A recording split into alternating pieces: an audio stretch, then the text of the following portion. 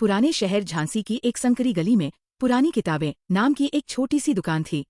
उसके मालिक थे प्रोफेसर वर्मा, एक एकांतप्रिय विद्वान। दुकान की सबसे अनोखी चीज थी एक विशाल काले पत्थर से बनी मूर्ति जो गणेश जी की तरह दिखती थी, पर उसकी सूंड एक किताब की तरफ मुड़ी हुई थी। प्रोफेसर उसे ग्रंथेश कहते थे। 12 साल का रोहित, जो सामने की इमारत में रहता था, प्रोफेसर की दुकान पर किताबें पढ़ने आता रहता। एक दिन प्रोफेसर ने उसे बुलाया। रोहित, मैं एक हफ्ते के लिए बाहर जा रहा हूँ, क्या तुम दुकान की चाबी रख सकते हो? बस एक नियम है, कभी भी रात 10 बजे के बाद दुकान में अंदर मत जाना। रोहित गर्व से चाबी लेकर घर आ गया। पहले 6 दिन सब ठीक रहा। 7वें दिन स्कूल में उसका सबसे अच्छा दोस्त आयुष बीमार पड़ गया। उसकी परीक्षा थी और उसे महाभारत पर एक प्रोजेक्ट बनाना था।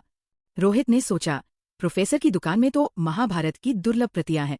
वह आयुष के लिए एक विशेष किताब लेना चाहता था। उस रात तेज बारिश हो रही थी। घड़ी ने 9 बजाए। रोहित दौड़कर दुकान पर पहुंचा, ताला खोला, अंदर गया और किताबों की अलमारी में वह पुरानी महाभारत ढूंढने लगा।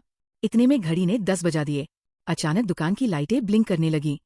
वह काली मूर्ति ग्रंथेश की आंखें हल्की सी चमकने लगीं। रोहित डर गया, पर उसने सोचा, मैं तो दोस्त की मदद के लिए आया हूँ। तभी मूर्ति से एक गहरी, शांत आवाज आई, पाठक, तुम समय सीमा भूल गए। रोहित ने डरते हुए कहा, माफ कीजिए, पर मेरे दोस्त को इस किताब की जरूरत है। वह बीमार है। ग्रंथेश की आंखों की चमक कोमल हो गई। तुम्हारी मंशा शुद्ध है, पर नियम टूटा है। अब एक काम करो, दुकान के पिछले कमरे में एक लाल रंग की प्राचीन डायरी है, उसका पृष्ठ 77 खोलो। कांपते हाथों से रोहित ने वो डायरी ढूंढी। पृष्ठ 77 पर एक विचित्र चित्र था। एक बच्चा पेड़ से किताबें तोड़ रहा था। नीचे लिखा था, ज्ञान का फल तभी मीठा होता है जब उसे बांटा जाए। इस चित्र को अपने दोस्त के लिए बनाओ, ग्रंथेश ने कहा। रोहित ने तुरंत अपनी स्केचबुक निकाली और चित्र बनाना शुरू किया। जैसे ही उसने आखिरी लकीर खींची, डायरी से एक नीलिमा सी निकलकर उसके चित्र में समा गई। चित्र जीवंत सा लगने लगा। अब जाओ, ग्रंथेश बोला, ये चित्र तुम्हारे दोस्त को ठीक कर देगा।